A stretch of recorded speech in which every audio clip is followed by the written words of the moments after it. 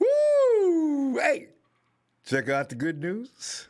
And I call it good news because there is that one little thing you need to make you feel good about the fact that the season's going to start. You pretty much know it's going to start. I think NASCAR races were this weekend. I think they're going to have a golf tournament coming up this weekend. I don't know about spectator participation, but it's one step at a time. Baby steps, baby steps, baby steps to get back to what we remember as being a good time. Because California Governor Gavin Newsom today announced that sporting events could return to the state as early as the first week of June. As of course, you know that's coming up really soon. So the Giants, hey, does that mean baseball? Baseball as a sport hasn't really gotten back to the NBA. I figure is, well, I don't know. What does this mean, you know? As I say, though, the first week of June, albeit without fans in the stadiums, but we got monetization. We can watch it and we can get crazy, but you just got to keep your distance at home. Anyway, that's a sharp contrast to what many, including one Santa Clara County official, had previously speculated. That sports will not return to the Bay Area counties before November at the earliest. Boo on you, boo! I remember reading that when I first heard it. I said, "Oh my God, November? The season is 2 months. What? No." It looks like no. I knew that was. I thought it was going to be far fetched because the line is not only flattened, it's starting to seep down. But of course, that was anticipated because it is looked upon as probably a seasonal virus. So it's gonna get weak as the summer progresses, and then maybe we can take precautions. It doesn't wipe us. Okay, anyway, let's not get into that right now. The headline of the day is how the 49ers, Javon Kinlaw, and Deforest Buckner college production compares. Give us some insight into what we may be able to expect. Because some feel the 49ers' 2020 first-round draft pick, Jake Kinlaw, is just another generic version of D-Buck. In the beginning, I didn't even think he was that. One thing about it, if you don't know anything about somebody, you should probably hush. I didn't know enough about Kinlaw to really make it. I just thought about it. I heard about the bad things like you did. I heard that he had some kind of. As soon as I hear the word tendonitis, I mean, no, but. If you could do all that with tendonitis, apparently it's not as bad as it may sound, okay? I don't really care that he has that. He says he's okay. Of course, he said that. He's had a hip injury. That had to be fixed. I don't know. We'll see. Right now, there's no proof of the allegation of being a generic version of Deforest Buckner, though, one way or the other. However, college track records could give a clue as to what to expect from Kinlaw. Stat comparisons between the two DTs. They reveal some interesting numbers, of which we'll be examining starting right now. Right now. I want to apologize again for yesterday. It was rough. I tried to. I was going to come in really late, and I said, oh, man, nobody can be good. It's too late. It's like 2 o'clock in the morning, East Coast time. We finally got a kind of grip on what was going on. So, sorry, fam. I didn't want to miss. I think it's the second Sunday I've missed hanging out with you, man. Anyway. Let's get into it. Matt Holder, Web Zone.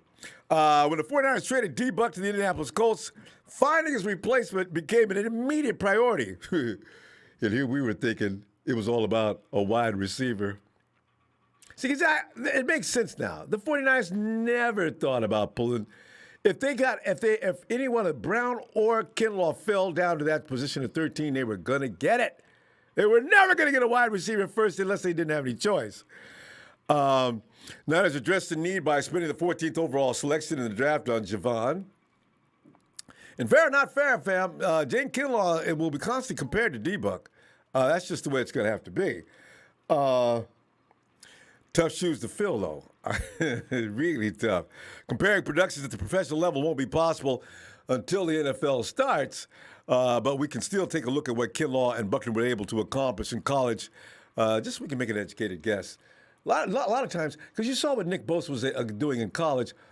In fact, everybody knew Bosa could play. They were more concerned with the fact that he hadn't played in such a long time, and they were looking back into his history. He got hurt probably in elementary school, junior high school, and college. He plays hard, and he gets hurt. But he went the whole season with us from beginning to end last year. So as I've always said, when you start targeting players, whether or not they're any good or whether or not you want them or not, and you start talking about their medical history, you're probably looking at the wrong thing. You could get the healthiest guy in the world. He could come in, ain't never had any problems, and from day one, boom, he's hurt. That's just the way this game is. There's no scientific equation that states X amount of sacks as an amateur translates to X amount as a pro, but making comparisons will at least provide some insight into how these two compare to each other heading into the league. Data from the dynamic twosomes last 2 seasons of college are laid out on the charts. I'm about to run down so we can go ahead and say things like, man, Kinlaw, I knew he was going to be a beast right from the beginning. Who's that right? Dollar Bill Will. Y'all tripping, man. Y'all need to know. We need Javon Kinlaw. And everybody, we argued him down into the dirt. Big shout out to you, Will. You knew exactly what you was talking about. That is when both players, as last 2 years, when both players received a significant amount of playing time, and typically when draft prospects start to make a name for themselves. Starting with the pass rush, and at first glance, it appears as if Buckner was a much more productive pass rusher.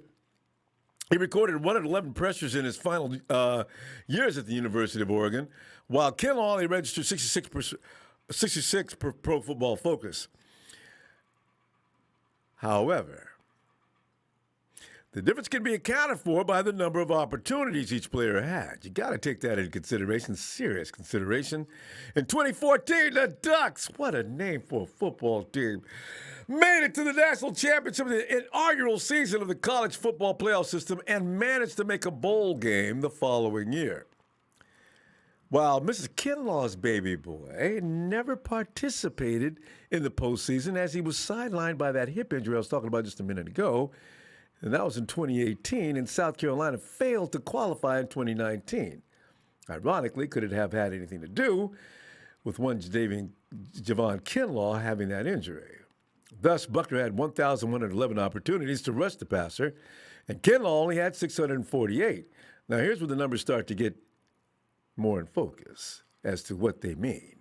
With such a large discrepancy in the sample size, it's more effective to compare these two by the rate at which they were able to consistently affect the opposing quarterback's day.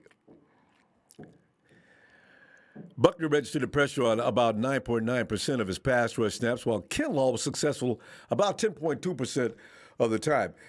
An 0.3% difference is very insignificant and shows that the defensive linemen's productions were pretty much similar to one another. But that does let you know that if you're looking for a fallout or fall off from Kinlaw coming in, maybe not as far as the pass rush goes. What are the 49ers famous for right now? We do a good job of stopping the run, but we will stop you from passing. Something else to consider here is the defensive scheme. Oregon primarily used a 3-4 defense back then. And South Carolina used what's called a multiple defense, meaning they used a mixture of 3-4 and 4-3 alignments. Does that sound familiar to you? Who else does that? Yeah. As a result, D-Buck played on the edge about 80% of the time, 82% of the time back in those days. J.K. only got to play on the outside about 3% of the time. Given this one, could argue that Kinlaw's production is more impressive than D-Buck's because it's easier to rush a quarterback from a wider alignment. But this is not just to give a push for the guy we've got. These are just the facts. Let's look at the numbers also regarding run defense. PFF defines a run stop as any play that results in a loss for the offense. Now, this is the difference. That a simple tackle behind the line of scrimmage because of a loss for the offense, or when for the defense is when the offense fails to gain 40% of the line to gain. On first down, 50% on second down. Or the prevention of a first down, touchdown on third or fourth down. There's a lot of scenarios that goes through, but you get the idea. Against the run is where, Mrs. Buckner's baby boy had the edge over Jay Kinlaw in 2014 and 2015. Buckner accumulated 75 total run stops, while Kinlaw managed to rack up 28 the last couple of years. There's a reason for concern. Of course, snap counts are still important to consider, but even the rate favors D-Buck as his run stop percentage was about 9.9%, and Jay Kinlaw was hovering around 5.2%. Something he's got to work on. Does the defensive scheme still play a factor here? To an extent, as Kinlaw likely faced more double teams playing on the inside, making it more difficult for him to make impact plays as a run defender. However, it's hard to justify a 4.7% difference solely based on alignment. For example, Derek Brown, who primarily played as a defensive tackle in a four-man front, recorded a rate of about 10.2% in 2018 and 19. So you can draw some conclusions from that. Some good, some not good. College production isn't the only factor when it comes to success at the NFL level. There is a correlation between the two, however. Kinlaw's pressure rate is resembling Buckner's should be encouraging sign for the Niners, as the team's pass rush certainly took a hit with D-Buck's exit, which is what most of us, I think, were concerned with. It would seem Kinlaw had some work to do against the run, obviously.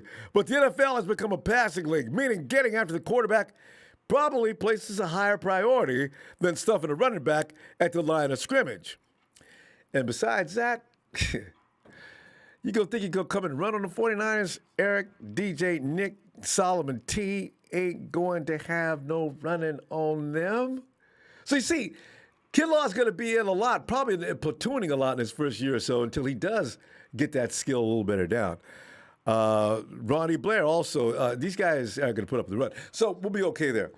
Coach Kasurik may be able to fix that issue in the meantime with Jay Kinlaw if it is an issue. Kinlaw probably won't remind us of D-Buck right away, but may be able to minimize some of what the Niners lost as far as a pass rusher in Deforest Buckner. Make you feel better? Or make you feel, uh-oh. You know, because I just don't see teams gashing us on the run.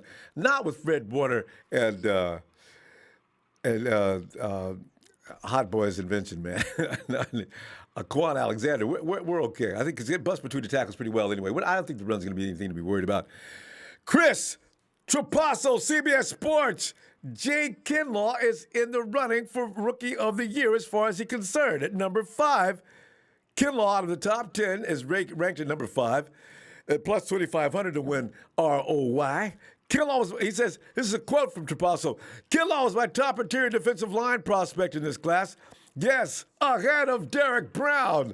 The main reason for that, pass rush capability. Kinlaw and Brown are almost identically sized, but Kinlaw was simply a much more effective pass rusher in college. Per PFF in 2019, the South Carolina Star had 18.1% pass rush win rate, second in the 2020 class among interior defensive linemen. Brown's was 13.7. That's a long way behind. I think we got the right man for what we like to do. And from his overwhelming bull rush to the small but hyper-effective collection of pass rushing moves, in his arsenal, Kinlaw can win in a variety of ways from any position on the defensive line. And he steps in for the departing Deforest Buckner, another tall, versatile trench player who emerged as one of the better pass rushing inside defensive linemen in football early in his career.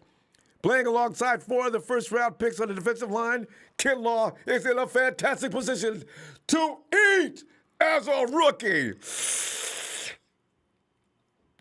No wonder Von Miller wanted Kinlaw right next to him.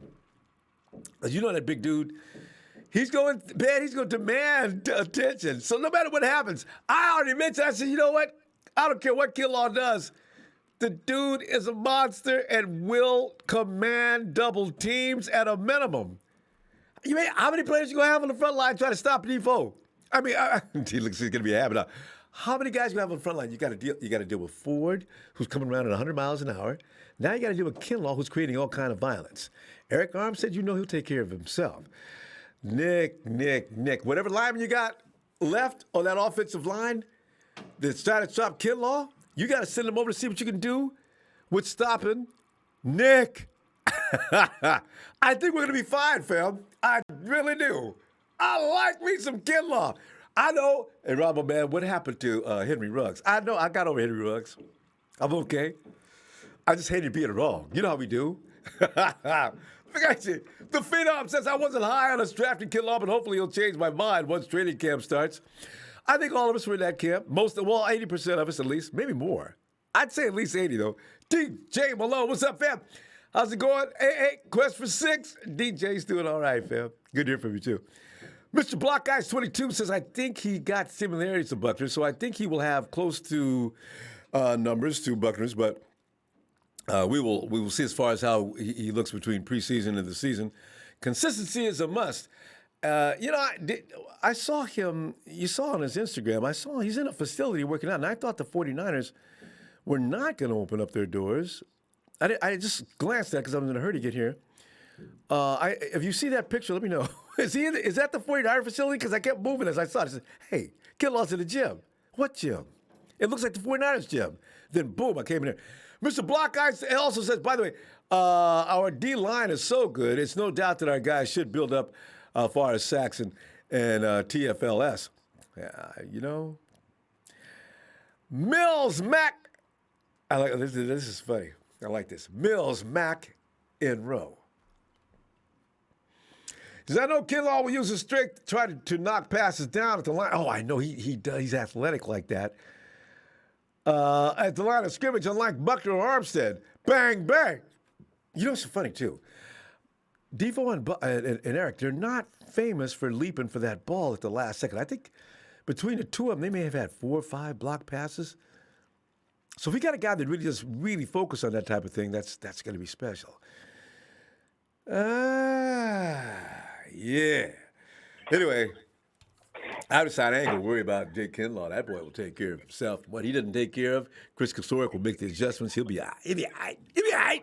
Dre! What's happening, Ronbo? What's going on? Oh, Dre, man, just kick it back here. I've been like you. I was tripping because we didn't get our guy in the draft.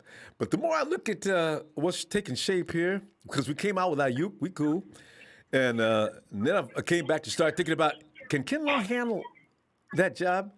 I didn't want Kinlaw like you. So, hey, I think we may have a man. The more I read about him, and the more I look at his film, yeah, he'll be all right.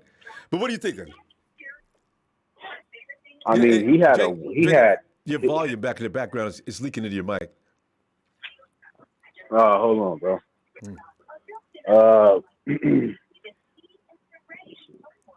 He had I was looking at his pass rush win rates, and he had a better pass rush win rate than a lot of defensive ends in college football.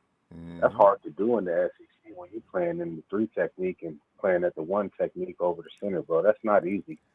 Now, I don't want to make the comparison of his stats with Deforest Buckner stats because when Eric Armstead left his last year and you seen that explosion in sacks, Deforest Buckner was playing a lot of edge. I live up here in the Northwest. I actually watched him play a lot. So, I mean, it's not really doing it no justice because when you got a guy that's coming off the edge and you got a guy that's playing defensive tackle, it's kind of an unfair advantage because DeForest Buckner played a lot of his snaps at the edge. So, you're kind of comparing apples to oranges. Javon Kinlaw is a true 3 technique. He's a true defensive tackle. He's not a guy that you can line up at 3 tech and then, line him up at the edge, for 40% of his snaps. That man is going to stay in the trenches 100% of the time. His body size and his strength is something that you don't usually see for a guy coming out of college. I think he's probably the strongest defensive tackle that was in the draft. So that's something that I'm happy about. I think the way that they were able to fill 2 holes with top recruits, because you gotta look at it, man. Kinlaw was ranked number 2 to Derek Brown, and then you had Brandon Ayuk, who was ranked number 7 in the out of all the wide receivers. So we essentially got 2 top 10 guys Mm. in the first round, and that's not easy to do, especially if you just coming out of Came out of the Super you Bowl. just coming from playing in the Super Bowl. Yeah, man, a lot of teams don't do that, and like I said, man, it's never been done before where a team trades on the third day of the draft for a 7-time Pro Bowl left tackle. That should sum it up for everybody. I think that's Mm. why a lot of people said that we wouldn't draft because that has never been done, and we got it done for what was it, a 3 and a 5, and the 3 is going to be a compensatory pick coming back from the Broncos because we didn't re-sign Emmanuel Sanders, so we get one of those picks, and we Hey, can just send that on when, to Ron Rivera. when did you get that info? I've been waiting for that. We get a compensatory pick? So yeah, so we sent the third and the fifth over to the Broncos for Emmanuel Sanders. Okay. Now the thing is with the compensatory picks is if that guy does not re-sign with you, like say if it's the last year of his contract and he doesn't re-sign with you, that team sends that they send a compensatory pick back to you after that year if that guy doesn't sign with you. So Hmm. they have to send us the third next year. Mm. So we could go ahead and tell him, don't even send it to us, bro. Go ahead and give it to Ron Rivera. And Ron Rivera, I love you so much. You gave us Trent Williams, and then you went ahead and let the Seahawks have Quentin Dunbar. Hey man, Ron Rivera gets all of the love. You know what I'm talking about, man? He did us two favors. He did a solid, didn't he? Quentin said, "Screw football. I'm out here rapping for Rolexes at card games." You know what I'm talking about? So, hey man, I'm happy, man. So the Seahawks, they got scrambled to get a starting corner back on that other side. And it don't matter. It don't matter. Shaquille Griffin was getting torched both games by Debo I know. and by Kendrick. You get torched all up and down the damn field. So thank you, Ron Rivera. We really appreciate you Shout out to up Big here at Ronnie. 49. Yes. Shout out to Ron Rivera. You know what I'm talking about? So, yeah, man. Like I said, man, Javon Kinlaw is just true 3 technique. He's not one of those guys who's a tweener. He's not one of those guys who can line up on the edge. He's one of those guys who's going to stay in the trenches all game. Mm. Between him, DJ Jones, man, I just think it's going to be a lot of problems for defenses. And don't be surprised if you see games where we start where if it's a good running team, say like against the Seattle, who has all of those running backs over there, Yeah. don't be surprised if you don't see games where we start Kinlaw and DJ Jones at the same time in the middle. Man, it's going to be a problem. Yeah. It's going to create issues. Bro. Yeah, Eric Yeah, and DJ, if the run is really out of hand, Eric's great at the run as well. So, I don't think the run's going to be an issue. I like the fact that the yeah, pressure on the quarterback is not going to end with Deforest Buckner's exit. I love it. right, So, right. And one more thing, Ronbo. real Do you quick. know what Willie Snead? Willie Snead, the dope fiend wide receiver. Well, I'm calling the dope fiend because he got to be on dope. Do you know that he made the comparison of Lamar Jackson and Hollywood Brown to Joe Montana and Jerry Rice? Oh, He really did no. that. No, It's no. on my Twitter. Go look that up. Oh, yeah, He really did that, bro. well, you're right. If you think he's on drugs, he's definitely got to be on drugs. I He's got to on check dope. that out. Yeah, he on that boy on dope. They need to go ahead and Test him. test that Test boy him. because Yeah. he on something. He on Making something. statements like So that, you must be out your rabbit ass he said mind. Montana was on the way to Super Bowls in year 2, bro. And, God. I just don't get what these dudes. I don't get it, man. We talking about great. Dre, We listen, as a talking about 49er, you should be used to it. We're never going to get any respect. We got to roll, old fam. I'll see you in a couple of days. yeah. All right. All right, man. Shout out to the TNT fam, man. Trey Trez, Big Show, Jerry Fresh, Russo, Shay Lewis, my player partner Will, man. All the guys. Hey Trey, man. Man, cool it down a little bit tonight.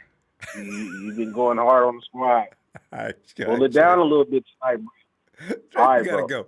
All right, fam. Have a good night. Oh, God. Hey, Charles. Come on in, Charles. Did I hear that correctly? Joe Montana and Jerry Rice, Lamar Jackson, and Hollywood Brown. That's crazy. This is the kind of thing we have had tolerated. We've had to tolerate this kind of nonsense for how long? That is the most outrageous claim. That's that goes into the top 10, though. There is no way to make that comparison. You know why? It's fine. I don't even think they're even better than Drew Brees and Michael Thomas. You know, that's Aaron Rodgers and Devontae. It's just okay. You know what? Like Dre says, the man does a lot of paraphernalia. He may have been high when he made that comment, so let it ride. He was in outer space when he made that comment. Boy, so Ronbo, what's the question of the day? What's the question of the day? We're talking about making a comparison. Now, because see, are we going to be okay? From Deforest Buckner brought a lot of production. Kinlaw, if you look at him as they were coming out of school, there were some numbers that were very much alike. Kinlaw actually being a little better pass rusher. Not as good at stopping the run, but that would be where you are there. But that's only an indication as much as you can make from coming out of college stats. You expecting coming up in this 2020 season? Well, I think Javon Kinlaw will fill in nicely, but I don't think he'll be like Deforest Buckner was last year. It's going to take some time for him to grow up a little bit. You know, he's more of a physical specimen. Yeah, he'll be more of a physical specimen. He'll basically out athletic you than technique guy, but he'll learn that as he gets older, especially with guys like Nick Bosa, who came into the league as a technician and athlete, which was just amazing. But he will fill in nicely. He'll get the same. He'll produce nicely as well. And with that D line, hovering over him, teaching him the ways, the ropes, he's going to fill in nicely. Is my point. You know, Charles. My question is, what's his temperament like? You know, D-Buck was about the coolest, calmest dude. You never seen him get upset out there. You never seen him showing any frustration, not physically. His mind was always on an even level. I need to watch more film, and I've been watching for that lately. I've not seen a lot of players take themselves out of a game by throwing tantrums and everything, getting upset with referees and things like that. I didn't see any of that yet from Javon, but I want to know about that because he's got to keep his head on too. We'll see. Well, the only game I saw that was a South Carolina game was South Carolina versus Georgia. In that game, I just saw him dominate. Like, he was just all over the field. He was banging his chest, screaming, just being a complete animal. I like that emotion, though. D-Buck never did that. Yeah, no. D-Buck just took care of business, swept the street after a sack, but that's it. You didn't get crazy. I like crazy. But yeah, I love emotion, but you just got to learn how to control it because T.O. was the exact same way. He was all emotion, and he didn't learn to control it, and that's what we can't have.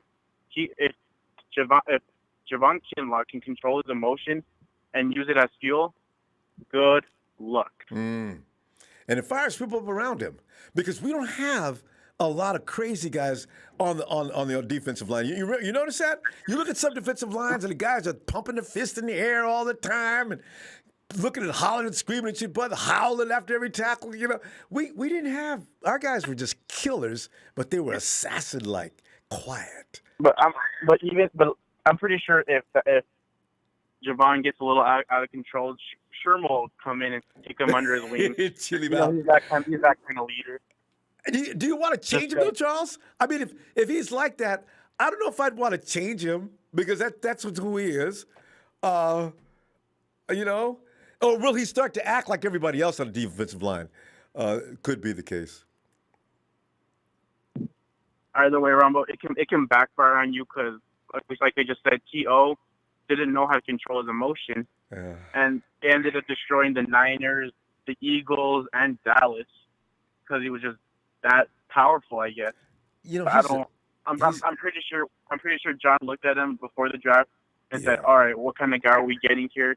And if he pulled that trigger, I trust John Lynch knows what he's doing. True. I trust he knows what he's doing. True. And remember, T.O. was to the extreme.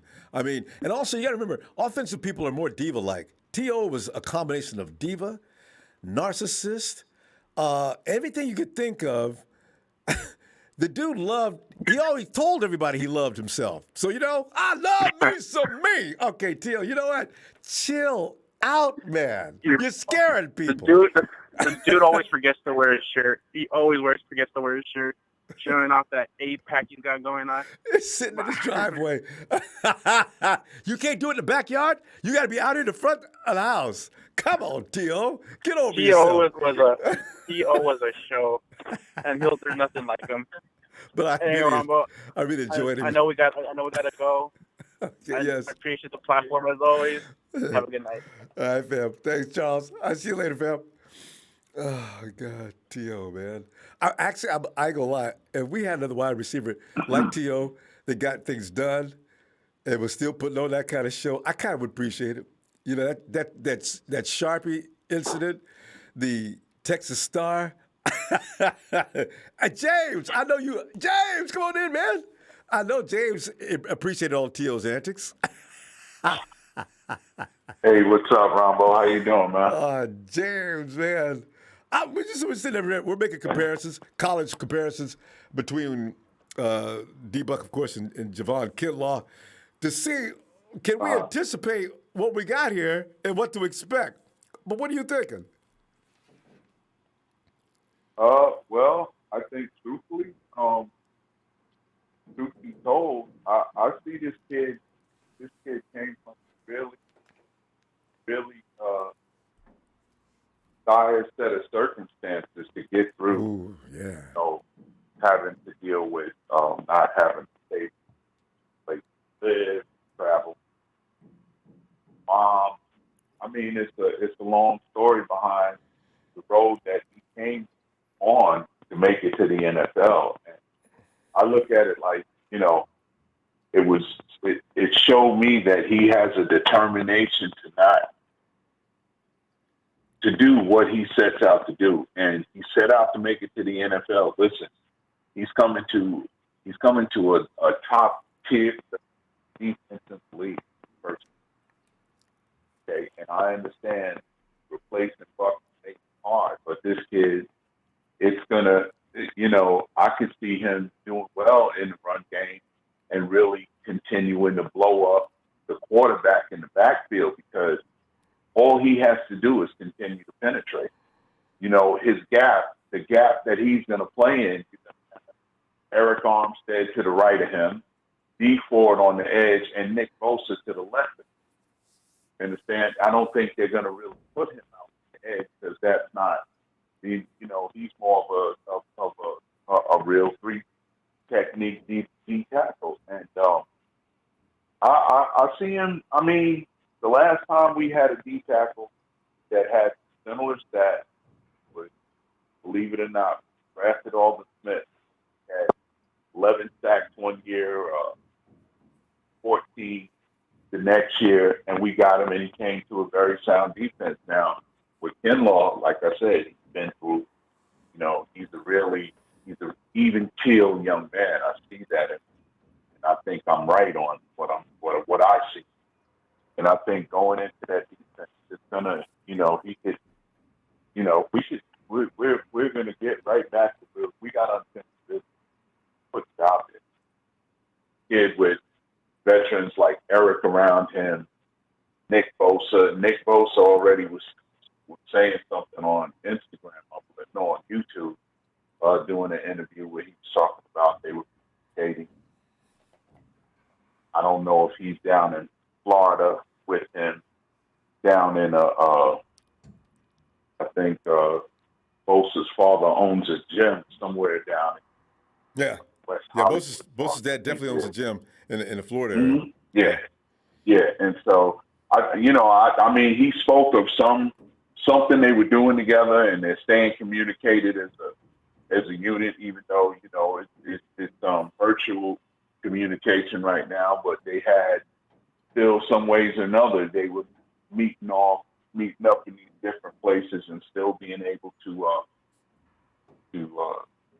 work out and practice. So I mean, James, I ain't gonna say practice, but James, one thing I wanted to correct you. I just realized, you said you keep Alden Smith. You were talking about, right? You weren't talking about the Cowboy, were you?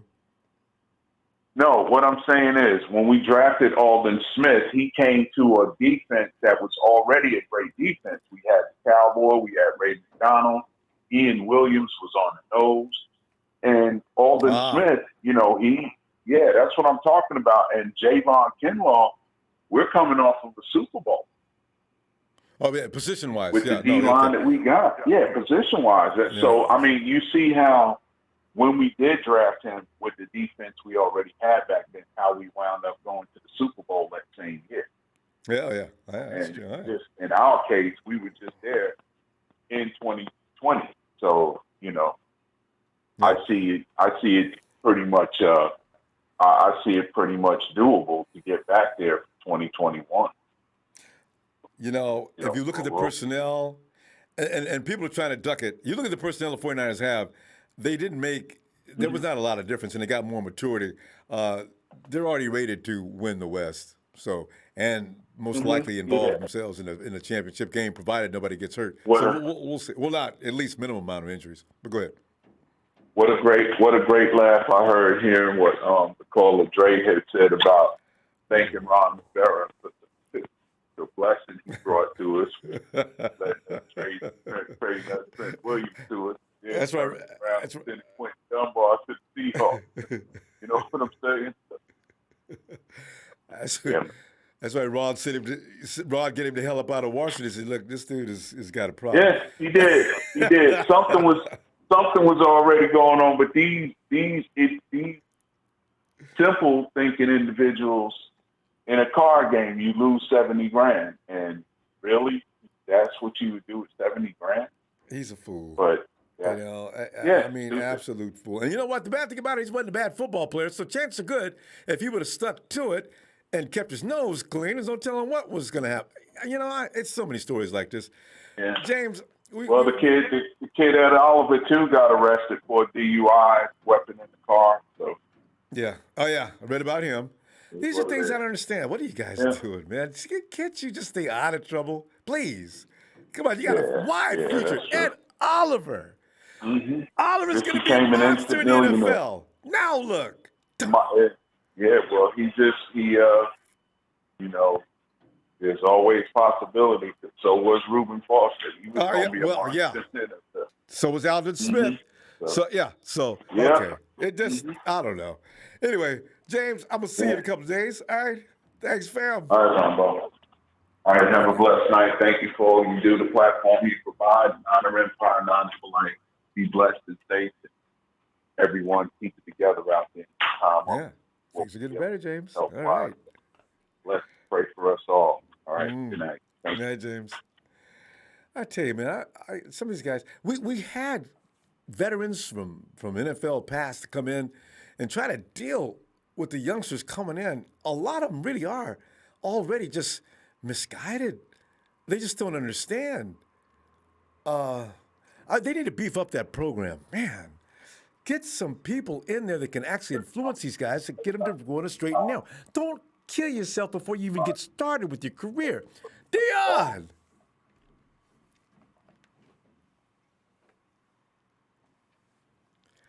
Dion.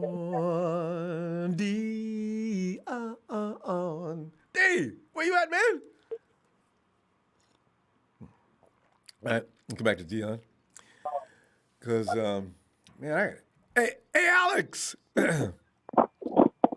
Ronbo. Alex, come on in, man. Oh, man, we just sit back here making comparisons between Defo and Javon and wondering if when you look at the college stats, they came out looking similar. They were in two different conferences. And you know what? People get mad at me now. I try not to do it too often. But I'm looking at the guy, SEC versus... Is there a reason to think that we may have a big burly beast that we're not even fully aware of yet? And not just to make us feel good because we're 49er fans either. I'm just thinking. No, hey, I think that people got all the reason to believe that this guy could be the next great D-tackle.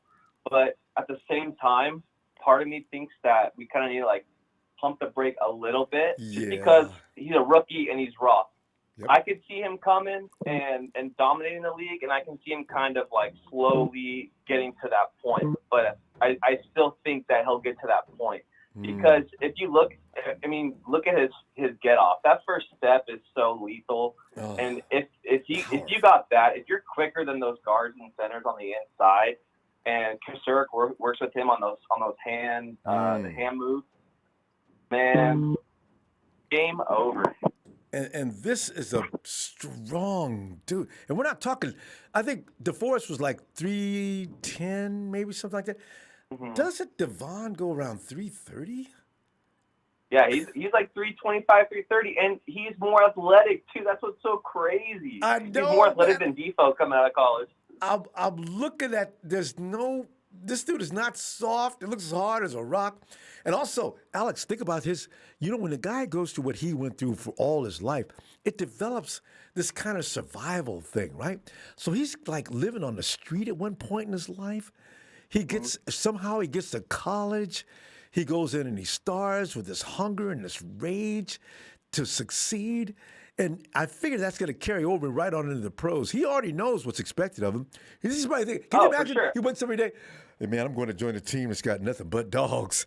They think they're going to leave me in the dust. I got news for all of them. Everybody's got that attitude. For sure he does. And like you said, with the upbringing he had, I don't think that Javon could have gone to a better place, Ronbo, with Kusurek on this D-line, with the team and this mindset. I mean, we got dogs up front. Like, we're going to get after it. And not only do we have, like, our starting, but, like, even our depth. They could be starters on another team, too. So, this dude, Javon, I think that at the beginning of the season, I don't think we're going to see him too much, but I think, like, week 7, week 8, when he'll start, like, hitting that stride and, like, getting used to the speed of the game, getting used to, like, how these guards and centers are moving. And, I mean, he's got Eric Armstead next to him. I think it's a little difficult to look at college stats because Eric Armstead had 2.5 sacks coming out of Oregon. And now look at him, you know? Yeah. You know, it's scheme, too. Alex, you know what? I didn't know. We really seen something this year with Eric Armstead going completely nuts. And people kept attributing to giving all the glory to DeForest Buckner for taking all the pressure off him. But I don't know. Watching those games, I think it had more to do with the scheme than it did anything else. Yeah. And it kind of hurt DeForest a little more, and Eric just flourished in it. We're going to see. And this guy's used to that same kind of system as Kusurek is coaching, too, which is why I say Kusurek was sending Javon Kinlaw's name in, texting it, sending photos and love letters into the front office of the 49ers every day. Give me Javon Kinlaw, because he knows that kid's going to work in his system. It's hilarious. So, man, this guy, he's definitely got the talent. I think he's just a little raw right now, but you give him some experience, you give him some time, and he'll you know, I wouldn't be surprised if he's better than Buckner. And I hate saying that because I know I never Buckner, say it either. It's scary. You're I gonna draw people. Look out. I know, but you know, Buckner's on this team anymore. We got to look forward, and we got to hope, you know, that Javon can become better than Buckner because you know we made that chance, right? He's on our team, so we got to hope that he can either match that or be better than that, you know. But you know, I think Alex, we're in a good spot, you know. I worry. How long can we keep this on? You know what? It could be a credo now. The 49ers keep a first-round draft pick on that front line D-rush at all times. That means we're gonna have this 4 years from now. What if Kinlaw blows up? Nick Bosa. They have the back-to-back years of huge payouts. Now, are we going to be able to afford that? Or are we going to let one go? I mean, Bosa hasn't even hit his ceiling yet. Oh, how much is he going to get paid in 2 more years? There's no telling how much you got to pay Nick. You got to pay Nick. Yeah, I mean, you got to pay him. You got to pay Kittle still. Yeah, we got a lot of dudes. But I think we'll see similar stuff with, like, trading people in the offseason like we with Buck. So I think we're going to have to get used to that, Ronbo, which sucks because obviously we get attached to these guys. But it's a business, you know, and John Lynch, he's making the hard moves, and I think making those hard moves, those difficult moves, I think that's what keeps teams in contention. You know what I mean? Mm-hmm. You gotta be Belichick like. You just don't care. Yeah. If you want more money, you got to go elsewhere. We're into winning championships here, and I can't be paying you Yep. all the money we got. Right. But you So, for sure got to pay Nick. That dude, he's on a Hall of Fame path already after his rookie year. I mean, geez. And then Kittle, and I don't know. We'll see. We got time. The best. We got time on Nick. Nick. GM Parag. We're chilling. Pick up his 5th-year option. And both these guys, I got a feeling 5th-year option is going to be the thing the 49ers are do for going forward for years. Because, it's a good problem to have, though, Alex. It is a good problem to have. Good stuff, Alex. I look forward to hearing from you in a couple of days, okay? Yeah, sounds good, man. Good talking to you, man. Same here. Night, fam. All right. Peace. Night. Let's go back and check and see if Dion's available. Hey, D. What's going on, Ronbo? How you doing, brother? D, man, we're just sitting there celebrating the future already. You know what I'm saying? Like, we got a right to nowadays. Because, D, we are guys that came from misery and pain and suffering the last 3 or 4 years. We got a right to get excited. You know what I'm saying? So I'm looking at I look back and make some comparisons as to what to anticipate, because this mystery is driving me nuts. Because like you and me and a whole lot of other people, we're going to get a wide receiver with that first-round pick. Boom! No, you're not. What? Who we getting? Oh! So I've gotten over that, and I'm starting to appreciate Javon, and I'm looking at his numbers coming out of school, and I think we'll be okay. I mean, what do you think? I mean, I don't think there's going to be a problem. We're not really going to have any issues. There'll be a couple mistakes here and there. I mean, most of the top linemen coming out of school, you make a mistake here and there. I mean, Nick having 9 sacks was an aberration. I mean, that was great in and of itself. You should have had more. You missed a couple. Yeah. Nick's crazy. He missed a couple. Yeah, but the thing that Nick learned, if you watch some of his interviews, is he was gassing out on every play. Like, he gave it his all every play. He even said himself, once I learn how to control my motor a little bit better, I will be able to get him sacks. Because there's a bunch of sacks that he missed. I think he probably should have had something around 12, like 15. Yeah, well, 12, even 15.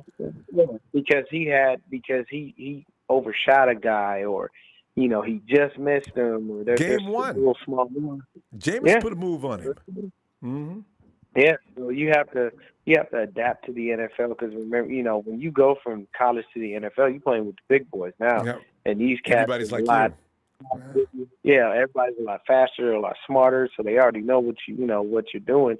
But as far as Kinlaw, I don't have any worries about the man. I feel like he's going to transition perfectly into the system. And I mean, you got to think about it. Somebody who comes from the type of story that he has, and then you automatically have Chris Kasarik in there just screaming his head off. I don't know how the man even has a voice. Because I've seen him in so many practices just screaming his head off. And then the next thing you know, you have him out there rotating the guys in properly. One guy that I'll give credit to that people don't give a lot of credit to is Steve Spagnuolo. Do you know when he was over there with the Giants, Steve Spagnuolo had starters on his line that were his backup? He rotated in fresh people constantly, and that's what we've been doing. Every time we rotate somebody in, it's a person that's a possibility of being a starter on another squad, because they're that good. So when you move people in and out like that across that line, all you're doing is setting yourself up for success, because nobody's tired. The only person we really got to worry about on the line is D Ford and his hamstring. If we can make sure that D Ford is fully healthy for a whole season, then that means automatically that we have sacks. We lead the league in sacks if that happens. We do. And we were right there with the Panthers all the way up until about week 12, and then they pulled away because we started getting hurt. And like you're saying, and we had guys getting tired on that defensive line, because Nick was playing 80, 90% of the snaps at that point? Yeah, and you technically are not supposed to play that much. No. That's why they rotate dudes. Lucky didn't get hurt. You give dudes snaps because you keep them fresh. I mean, even when he got the wind knocked out of him, and then he just popped up, the crowd got hyped because he got big smile. I mean, it's just a situation where you have to be careful, because if you gas those dudes out, they're not going to be able to perform like that. Why do you think we had a hell of a time in Arizona on Thursday? Because we were tired as hell. As they run, you got to use a lot of energy on them people. Yeah. A lot of energy. But Kinlaw, I have no worry that this guy's going to come into camp ready to go. I'm pretty sure he's working out. I did get at a few different people. I saw Kiana Martin. She's like our host for the 49ers. She had Jerry Rice on Instagram Live today. So I put in there about 50 times, Jerry, please find Dante. Jerry, please find Dante. And nobody even got to. No, man, he didn't want to answer me. Jerry might not even like Dante himself. He might not, man. And I put in there, I said, man, you could come out of retirement and we could cut Dante and be better off.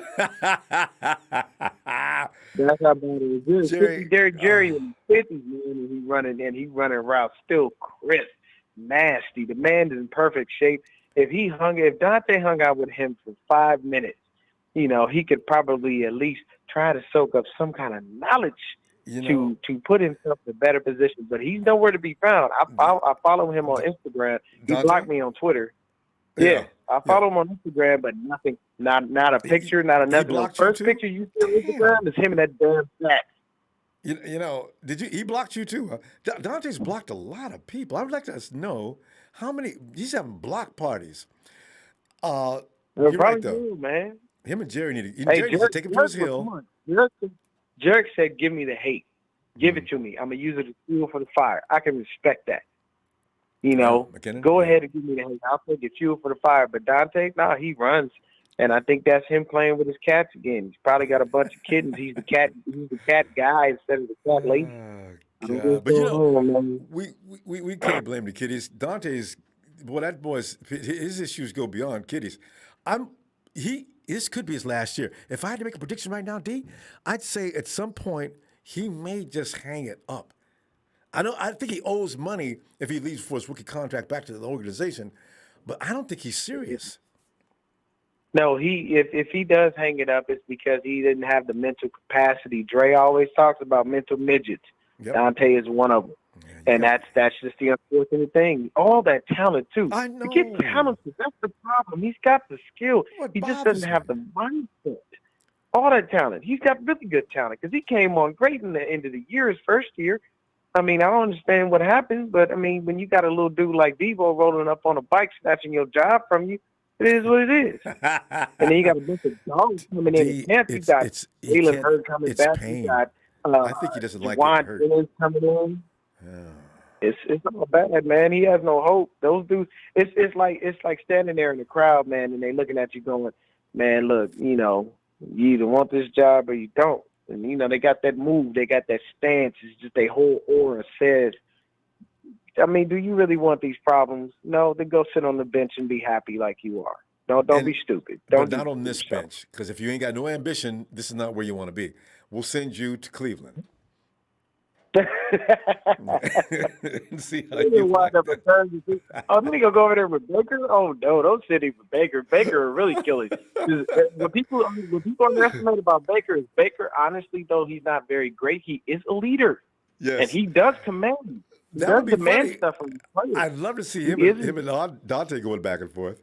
What are you talking about? Dante be sitting down going, I'm sorry, just leave me alone. Stop it. I'm going to tell Nick on you. I'm going to tell Nick, get him, Nick. You going to see Nick. Well, because I could see now Baker, not Baker, but what's wide receiver? OBJ taking up for, hey, Baker, man, lighten up, man. Come on, man. Man, we got to go, D.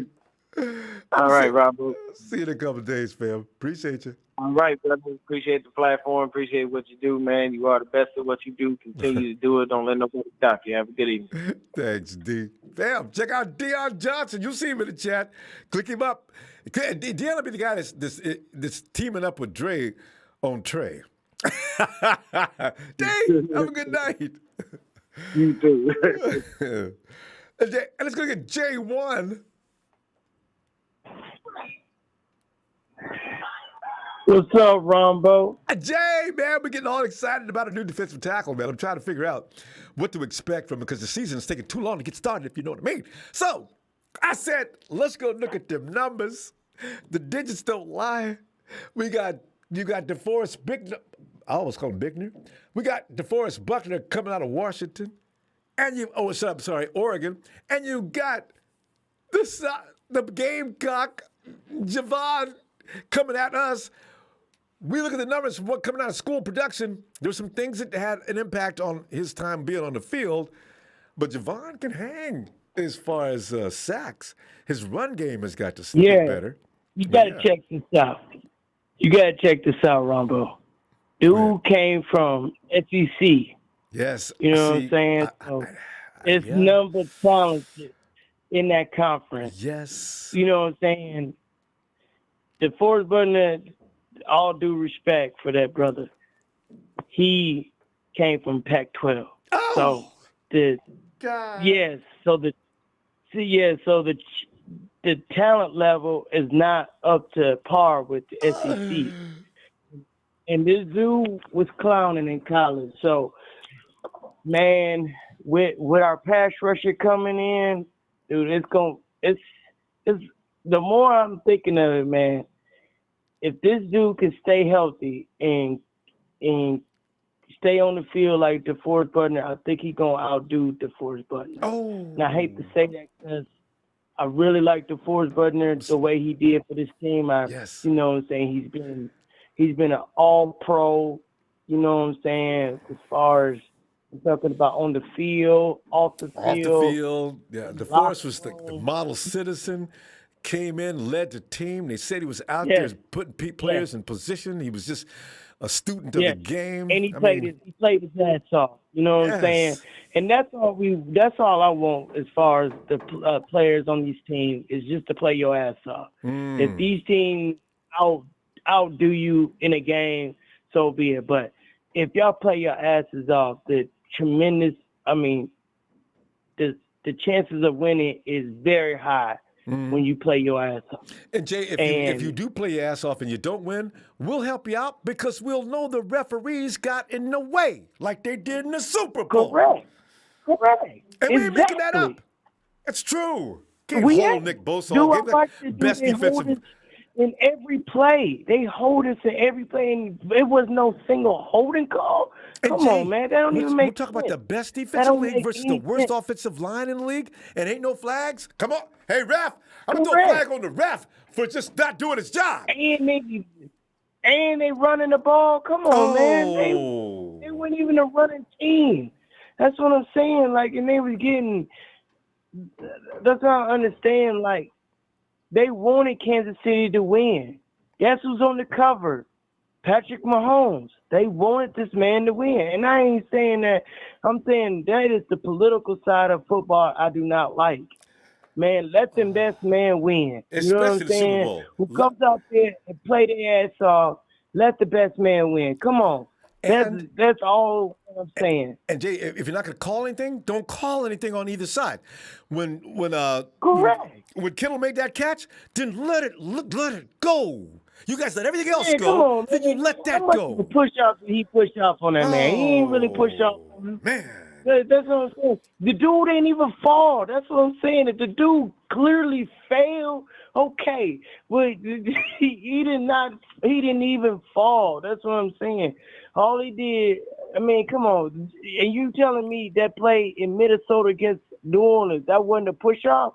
Come on, man. That's what I'm saying. Call it what it is. A spade is spade. Call it.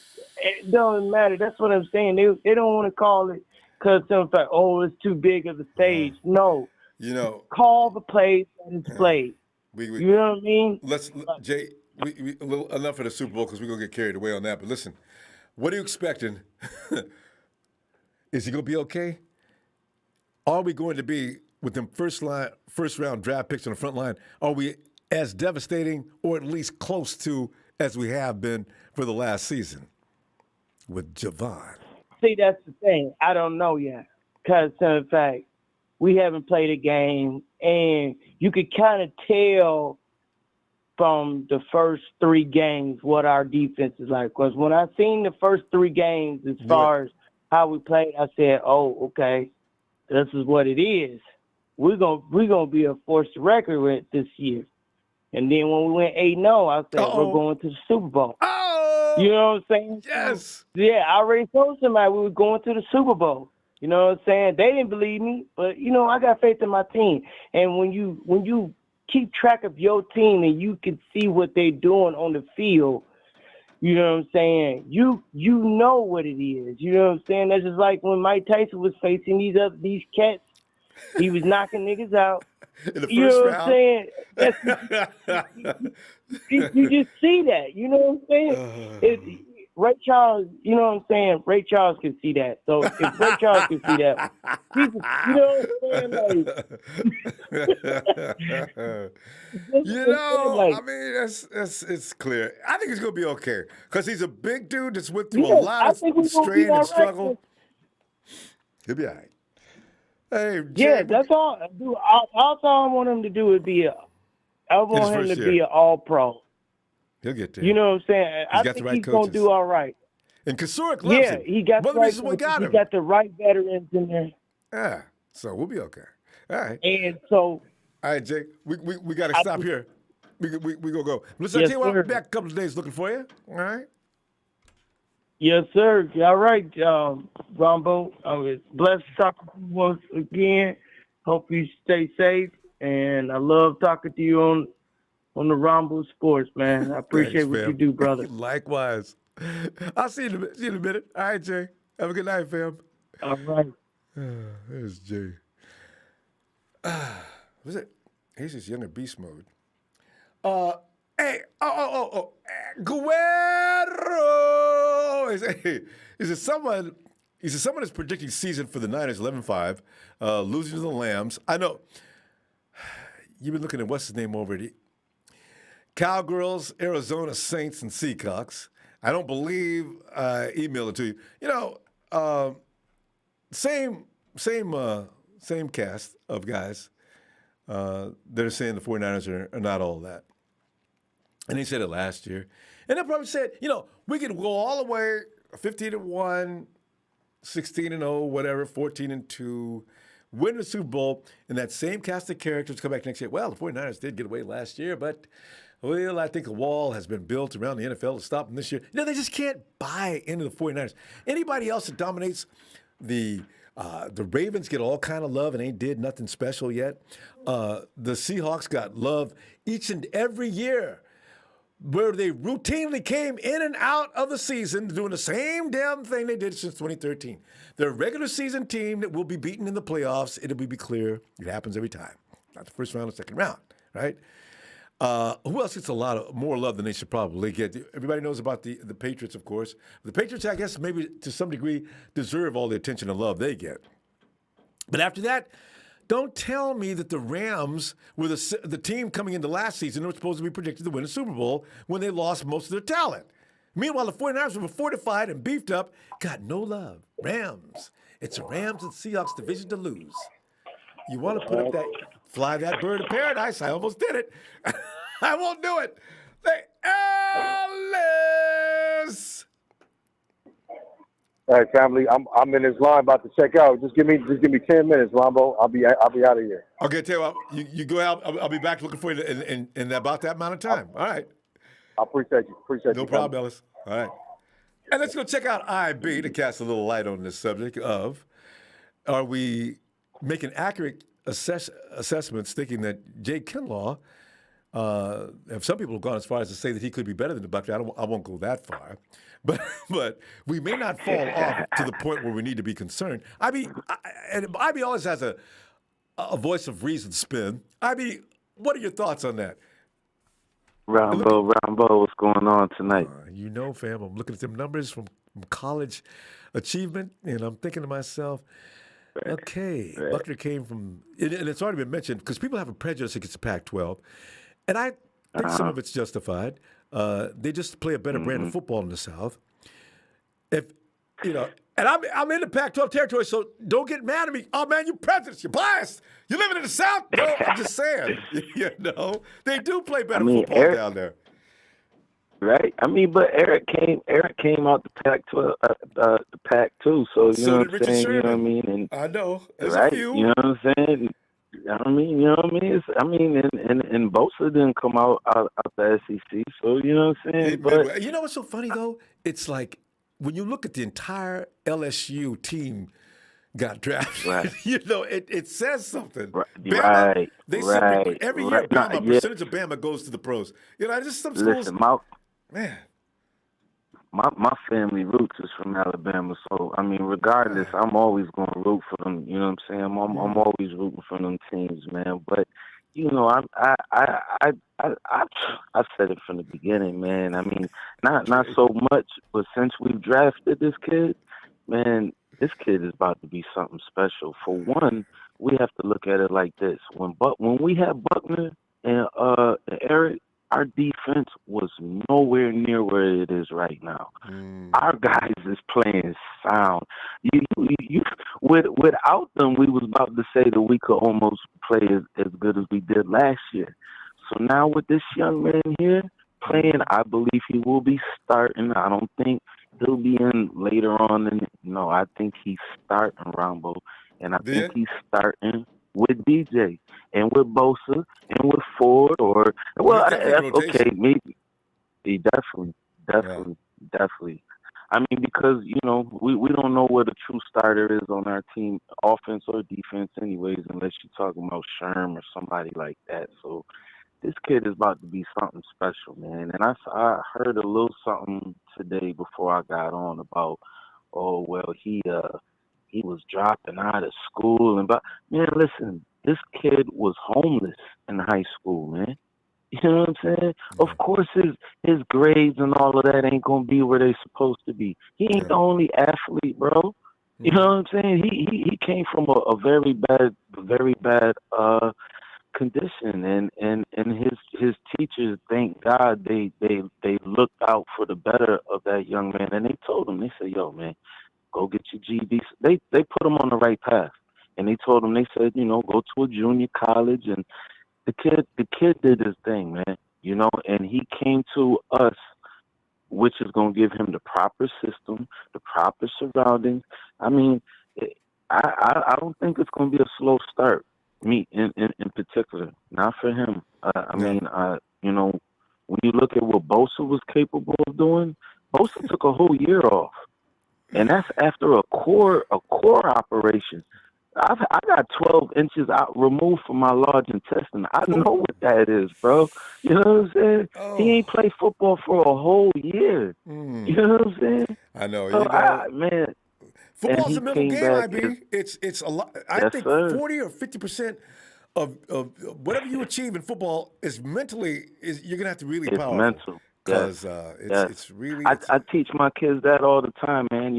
Trying to box with them, I tell them first thing first, put it in your mind, because your muscle memory is a lot more clever than you actually give yourself props for. You know what I'm saying? So once you put it in your mind, man, our team this year has a lot of potential, man. Because now we got guys that know the system. We can flex around and try different defenses and different offenses. And I think Jimmy will be a little bit more mobile now that he's got, man, we got Trent Williams on this line, man. You know what I'm saying? And he said he wants to be a quiet leader. He said I kind of want to go back to what you were saying on the last show about the captains. I think we probably only carry 4 captains, 2 offense, 2 defense. You know what I'm saying? I mean, unless we throw Juice in there, because Juice is definitely a captain, and he, you know what I'm saying? He rotates this offense, man. And he has a cerebral capacity to do so too. Because my thing is, I look around at the players because I want that guy. I want Eric to look over at Javon and say, "Hey man, you know what? You at home here, man. Yeah. Ain't nothing but we having fun." Have fun, because when you look at I can't imagine what it's like, because I grew up pretty fortunate. I think because I knew guys like that, and I gotta tell you the truth, IB. Sometimes you could see that edge they had. It actually scared me as a kid, because I knew I was out of my element trying to deal with that dude.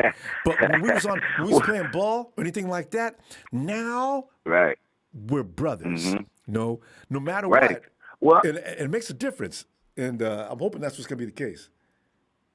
Well, I mean, it's something you haven't seen before. That's all it is. You know what I'm saying? They say people fear what they don't understand, and like you said, now you're brother, so it's not something that lasts forever. It's something that you have to encounter, and then you have to get over it. And I don't think this league. I think going through what this young man has been through, what our team has been through, what this country has been through this whole entire year. I mean, people don't. This has had a mental effect, a religious effect, a spiritual effect. All of this stuff is changing, man. People. We don't know what to expect this year, to be completely honest. The Cincinnati Bengals could. Nah, I'm just. I'm just messing. I gotta see Burrows play ball in versus. Yeah, I mean, man, it'll be fun. I'm glad you had me on for sure. But I can't wait to see what's up, man. I can't either, man. I tell you, we got a few more weeks to go. It looks like California's gonna break down. Open things up. Right. There could be no spectators, but we'll still be able to watch. I just wonder how Impact's going to have in the game. We'll talk about that later, though. All right, IB. Y'all smart out there, man. Y'all keeping y'all distance, and that's why. That's where all the money is at out there. Right. Get that virus out of here. All right, fam. Yeah, man. Talk to you later, IB. All right. Yes, sir. All right. Yeah. And let's go to Flossie B with you back to Ellis. Flossie B! Ronbo, what's the business, fam? Flossie B, man.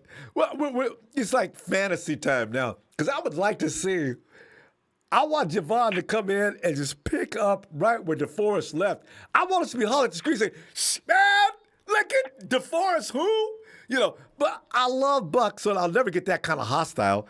But I'll be delighted if we can lose a player like Buckner. And Devon comes in and he brings something different to the table, but it's every bit as effective. I'm looking at numbers just to stroke the fantasy. We're looking at numbers of college production and saying, oh, well, what do we got here? So there's some similarities. Buck was definitely much better at the run. But Devon holds his own as far as the pass rush goes. But what are you thinking? What are you anticipating? Man, Devon finna kill it, fam. Like for real, because his size and his stature, you know what I'm saying? Like, and then he move real quick, he agile too. You know what I'm saying? So a lot of dudes can't deal with him, man. So I'm liking it. And I'm thinking he going to be unstoppable, man. He going to be an unstoppable force because we seen what Deforest could do, which is little to none. So that's why Nick Bosa and them was getting them one-on-ones. You know what I'm saying? I'm thinking Javon going to get the same thing. He going to get the same treatment. You know what I'm saying? He might be a little bit more dominant than Deforest because DJ Jones actually played a little bit better than Deforest. I don't know if it's because the offensive lineman was a little bit tired from dealing with Deforest. You know what I'm saying? Flossie, but DJ actually stood up and played good. I never wanted to say it to him because I had kind of respect for Deforest Buckner. Deforest had issues every now and then with his pad level, and he'd lose the one-on-one battles and double teams because he couldn't get down low enough. DJ Jones came in and sort of amplified that truth because Jones was just. Remember that game against the Hawks? Jones was on Russell Wilson's butt so quick. Why? Because the center was kind of sorry, but DJ goes just the right height, and he weighs 300 what? Oh, and he could move like he moves? Yeah. Jones is a bad man. Yeah. He will get a lot of playing time this year, too. If Chris Carrick can get the best out of Javon Kinlaw, I think that'll be good because he kind of play a little high, just like Deforest does a little bit at times. So if we can get his pad level down, he's gonna be great, man. He's gonna be very, very unstoppable, especially with Deforest and D Ford and Armstead. See, that's gonna be and that'll be a plus. I think Kasurk is like a badger. I mean, the dude is gonna be on you. You mess it up in practice. Boy, I heard he's just really awful. So you get it Yeah, right that's or that's what something. Javon need anyway. You know what I'm Yeah. saying? He needs tough coaching Yeah. because he got a few technique Issues. skills that he needs to work on. Issues, that's what I'm trying to say. Issues that he needs to work on. So if he Yeah, can get those issues in the right he's direction, we in the sky the limit for him. You know what I'm saying? He gonna be a Pro Bowler. He gonna be a future Hall of Famer if we can if he can stay healthy. And that's always a story too, because one-on-one, they say even Brian Baldinger, the NFL Network, he says, I don't think there's anybody in the NFL that can stop him one-on-one. So he's got to command double teams. So this is going to be fun to watch. Yep. Yeah, by him being 325, man, you know what I'm saying? That's a big dude, man. And he ain't even got that grown man strength yet. What is he, 22? Something like that.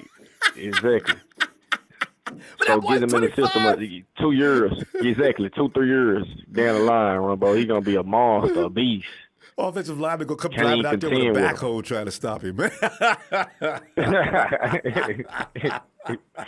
Woo! So, man, we looking good. We got the defensive rookie of the year, man. We got Kinlaw, man. He's in a lot of lists. The sky the limit. Yeah. That's why Von Miller was mad at us. I know, right? He wanted that monster playing next to him to make his life easier. And now it's going to be, Nick and D going to be switching back and forth. Let me play next to him for a while. Come on now, you had the last 2 snaps. So, oh man, it's gonna be fun. Then he get tired, man. You bring in DJ. DJ is a monster in there, man. He can't be stopped in there, man. Heavy and quick. And what is DJ's about 6'2", 6'3", maybe at the most 6'1", somewhere in there. That's an 6'2". ideal size for his weight to really move that offensive line around. And that disrespect he had for the Chiefs center, that was hilarious. Also, I think the Panthers center was kind of wimpy too. DJ had his people, boy. He just ran by them like they weren't there. Don't sleep No on respect. don't sleep on Kerry Hyder on some real stuff if he make the team. If he made the team. I do want to see this. I've heard about him. Drake talks about him every now and then too. Oh, I meant to apologize for Drake. We was talking about the Pac-12. You know what? Flossie, the Pac-12 ain't all sorry. I just want to make this clear. I think if I had to pick the most dominating play of most abundance, it probably doesn't come out of the Pac-12 as much as it does the SEC. That's all I'm saying, Dre. Dre hates when we talk about the Pac-12. Yeah, of course. Of course. The Pac-12, I like the Pac-12. They got a lot of great players. They got stars. Come on, man. We all know the SEC. SEC is the cream of the crop. We all know. Yeah, they just got too much going on down there. It's just really ridiculous. They just got too many NFL-ready players, man. Yeah, for real. Seriously. Even Alabama, even when you had Ruggs and you had Judy, you still had 2 more wide receivers that was behind them, and Waddle and the other dude that they had with them, man. Them dudes, you know what I'm saying? They deep, man. 3 wide They got receivers in the top NFL-ready 10? players. God. They got 3.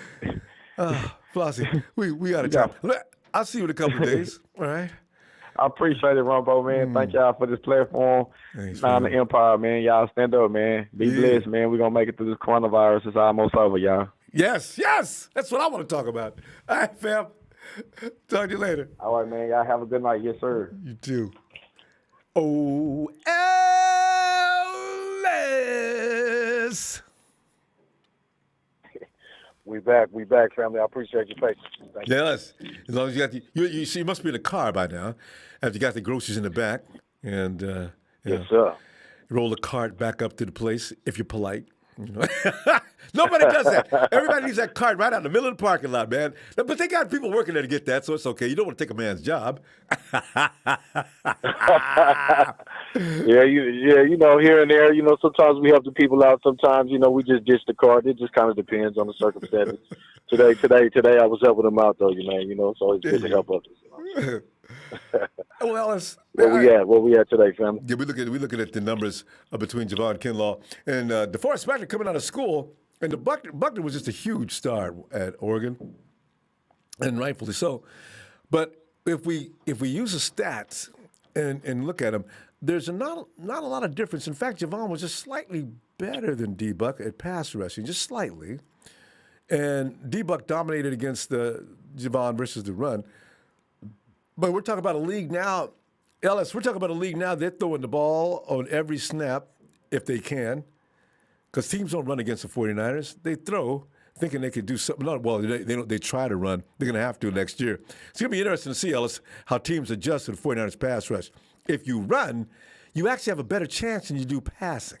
I love the thought of that. Makes me crazy. But Ellis, can we relax about the future of Javon Kinlaw by just seeing college production, or should we wait a minute?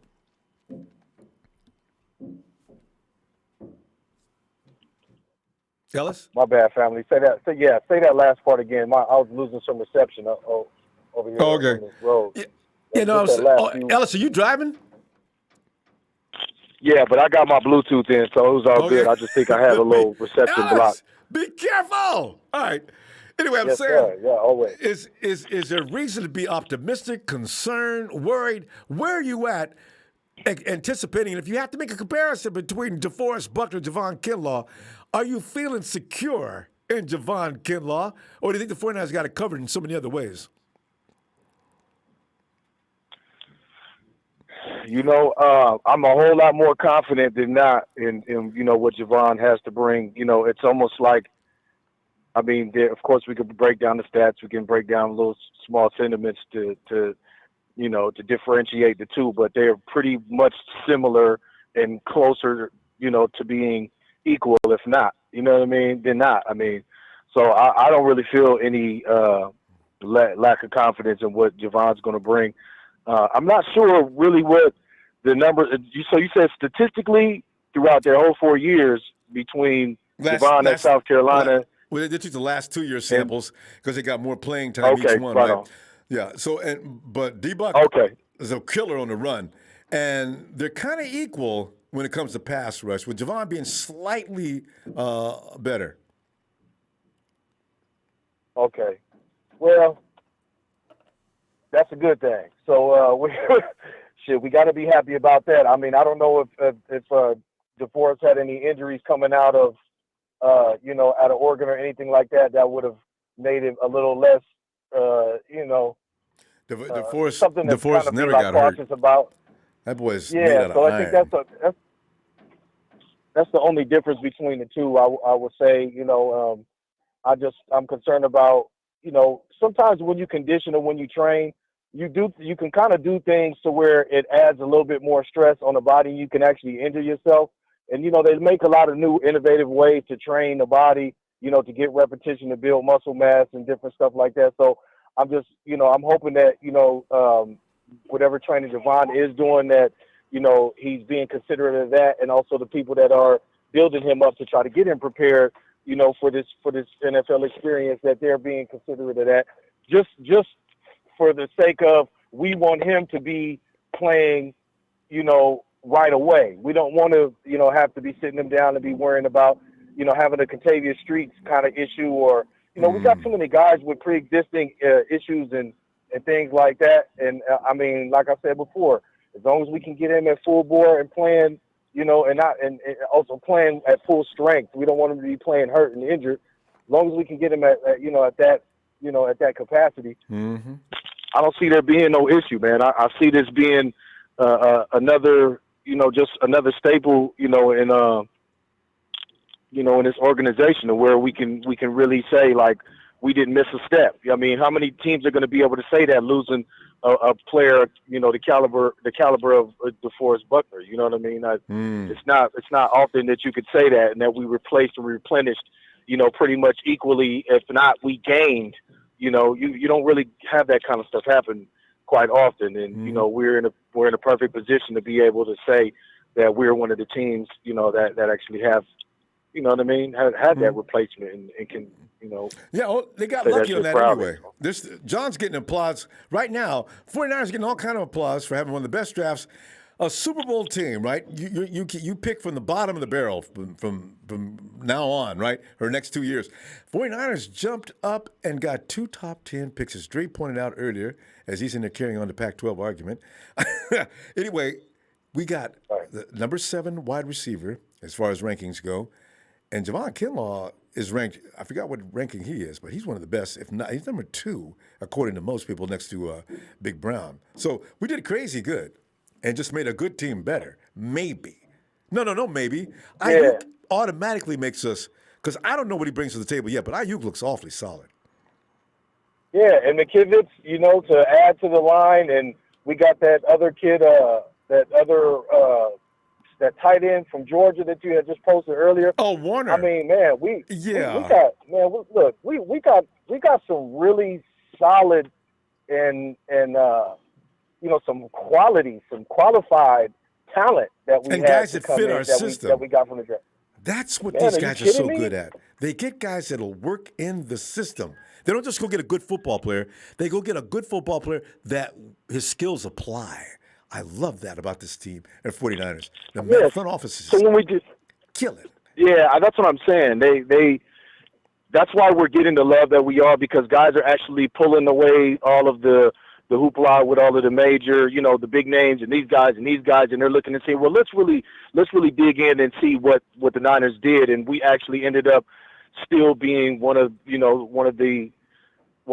of the best overall, set of draft, picks, even with really not being in the conversation that much outside of that last minute,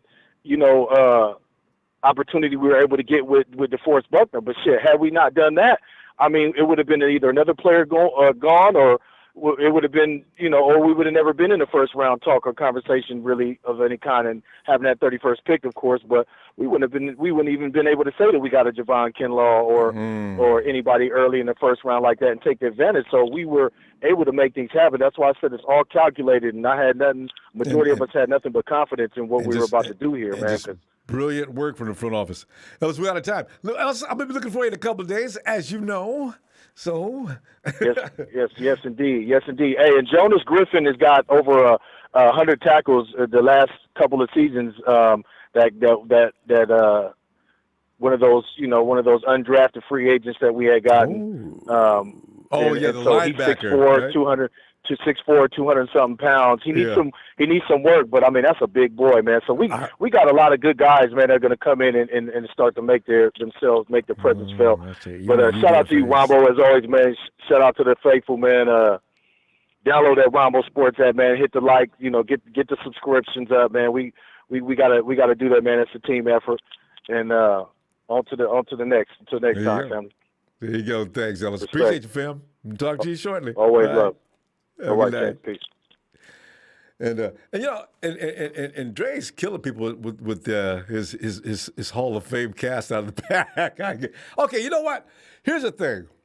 I think these things go in cycles, all right?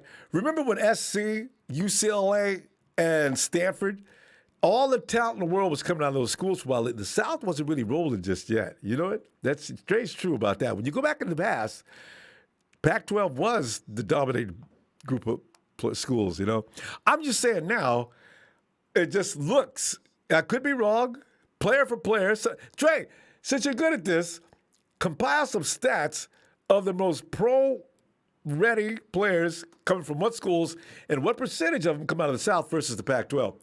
Dre, don't get mad now. Just saying. Here I go to 602.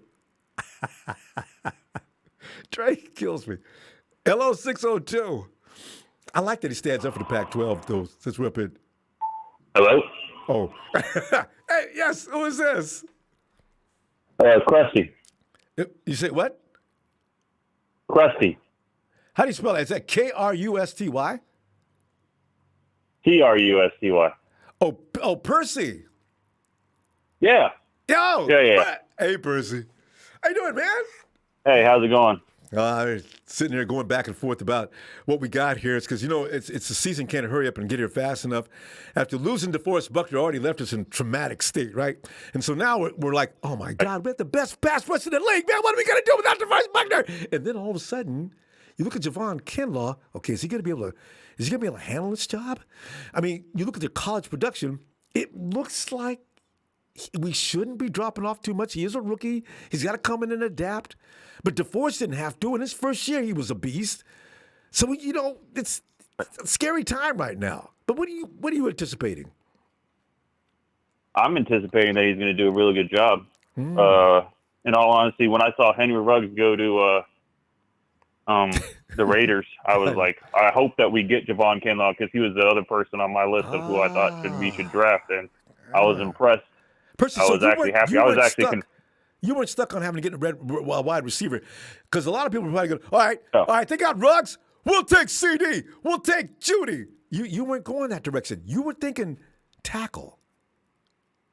Yeah, I was thinking tackle because we lost Deforest Buckner. We needed to replace his talent and stuff like that. And I was doing a little research and stuff and saw Javon Kinlaw. I figured if we didn't get Ruggs, he would be the person, my number 2, who I would have chosen to get picked. And I was very happy when he got picked. And and then Ayuk came later. I'm from Arizona, so I saw when we got him, I was really impressed as well. And then everything else just fell right into place after the draft. So. What do you think about Ayuk then? You probably saw every game they played if you were watching college ball. Is Ayuk the real deal? I think Ayuk's the real deal from the highlights and stuff. I don't really watch college football all too much. Yeah. But from what I've seen after we drafted him and stuff like that, I was really impressed. And I thought he was better than some of the other, like the Golden Boys or the sexy picks that everyone was talking about. They when got it comes so much down love. to it. His wingspan's freaking gigantic, I heard about that. And it's freaking amazing. And you think about last year. Who were the Golden Boys last year? Nick was one of them. Josh Allen. Right. Quentin Williams. Every year there's a certain group. What's the kid that just got busted the other day for DWI and having a weapon? He was high on the list of guys. It was about defenders last year, linemen, right? So Nick, we got the right one, and maybe we're on a roll. I agree. Maybe we got the right one again this year. We got Kinlaw, and we got Ayuk. If only, man. I agree. Yeah. I was actually really impressed with last year's season. I didn't know what to expect at first, but after I saw the D line and then I started watching the games and stuff like that, I was very impressed. They exceeded my expectations big time this last year. Same here. Percy, what did you think we're going to win? How many games were we going to win last year? I said 10-6. At the beginning of the season, I said, guys, be grateful if we get 10-6. We get to the playoffs, we make some noise, and next year we come back and get it all. I was so wrong. Where were you at? I was at last year. I was thinking maybe like 12-4. Oh, okay. But it was because Jimmy was coming back. Because in 2017, when Jimmy came in, there's only one thing I can complain about Jimmy to begin with, is the fact that he came in at the end of 2017 and won the last 5 games, taking us out of the number 2 pick from the thing, and we lost the chance of getting Saquon Barkley or Quentin Nelson. We ended up with freaking McGlinchey that year. That was the only thing I can complain about. I was a Barkley fan Jimmy, in my opinion. Oh God, I remember that. You're right. Oh man, that's the only thing I can complain about him. Other than that, all he's came into the San Francisco done is win. That's all Jimmy's done is win.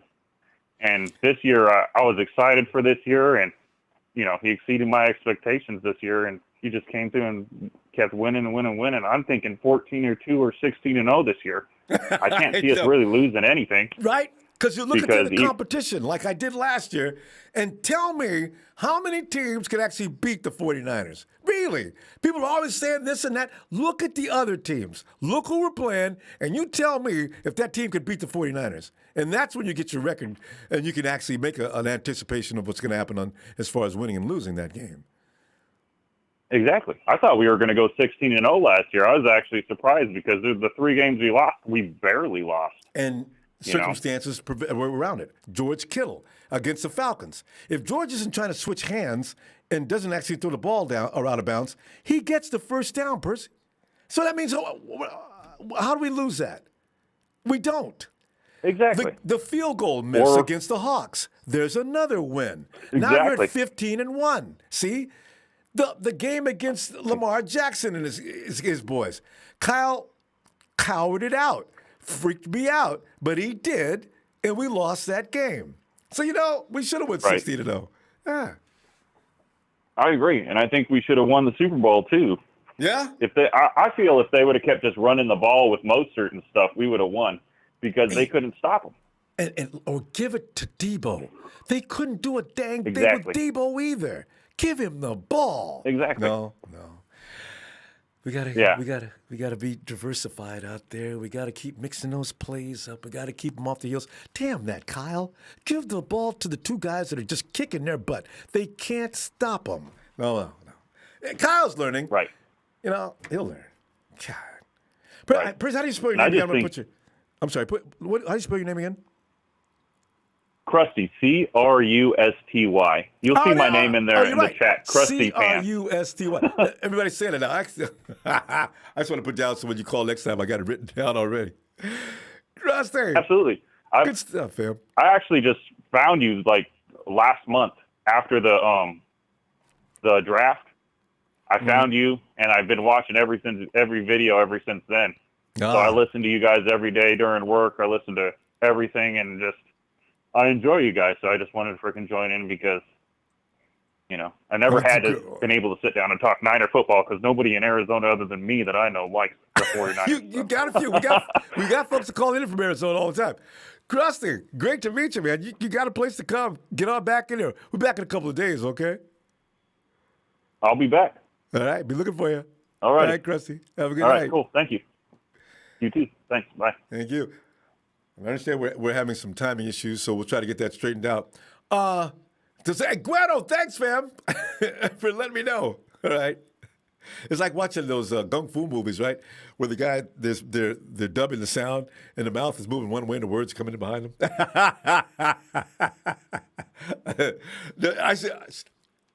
And hey, let me. Where were we now? All right. Tony. Ronbo. Tony, how you doing tonight, fam? Just cruising along, brother. Yes. We've got a few drivers that get in here. They're rolling along, getting ready to take cargo from point A to point B. It's always fun to hear from you guys. And Tony's all the way in Aussie. Dude! Tony, tonight, we're trying to make ourselves feel good about the fact that we got Javon Kinlaw and we have lost Deforest Buckner. My attachment to Deforest Buckner is probably going to go on for a long time. But if Javon Kinlaw comes in and plays great football, I'm probably going to, it's like any other thing. You break up with a girl, you get a new girlfriend, you like her better. And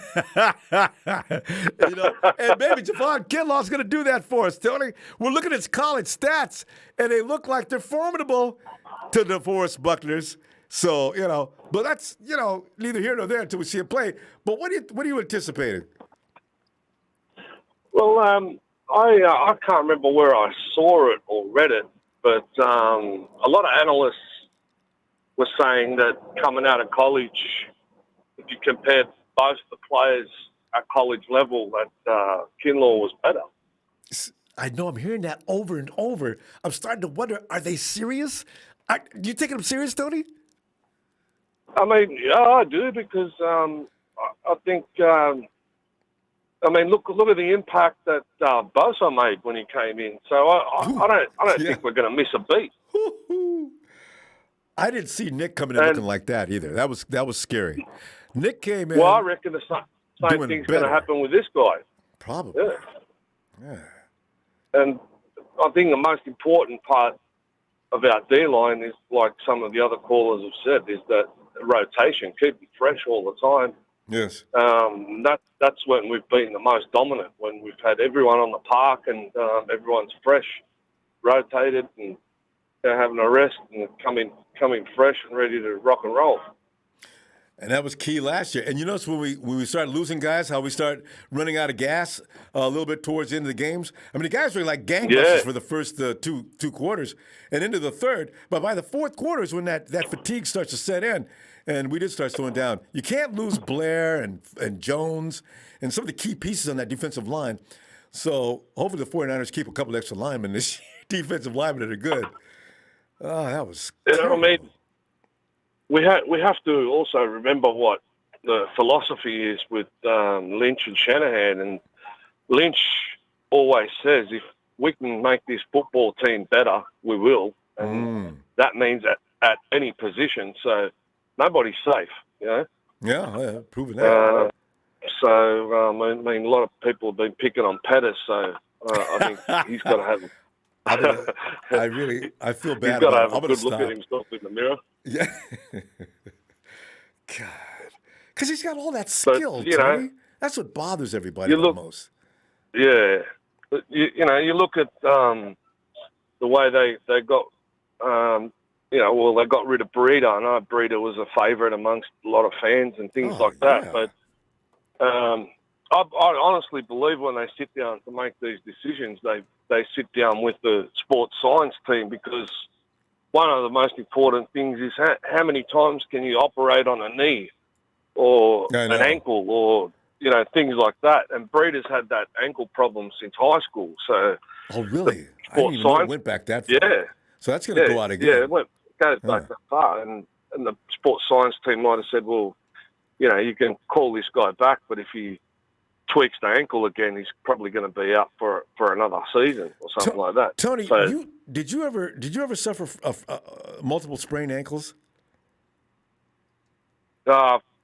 Couple of knees, hyperextended knees and things like that. But thank God my knees are still good at 50. So but you know what? Ankles are strange, because I sprain my ankle constantly too. I finally went to the doctor about after the 6th or 7th time, and he told me, if you continue to sprain an ankle, it's going to become unstable. Now I know what it means. And watching these pros, he said you could be just walking down and took like 5 rolls of tape before I got through wrapping my ankles. So, but it is, Breda was never, that was going to continue to happen. And my doctor would have told him the same thing. Yeah, well, so they probably looked at Breeder and they looked at what else is available in the draft, and they said, well, we'll go with these guys because long-term future, they're probably a better prospect. Yeah. So, I mean, Kinlaw, I've got confidence. I think he's going to come out like Bosa and surprise everybody quite nicely. So, and like I said, these guys, if they can make the football team better, they will at all costs. And, I don't think we've got anything to worry about, except maybe we don't know how good some other teams have gotten. How much better the teams around us have gotten in the Cardinals. In the off-season. Because the Cardinals, a lot of people are just blowing them off as no big deal. The Cardinals concern me. I'm not concerned about the Hawks, because Kyle's going to beat the Hawks. He's always beaten the Hawks.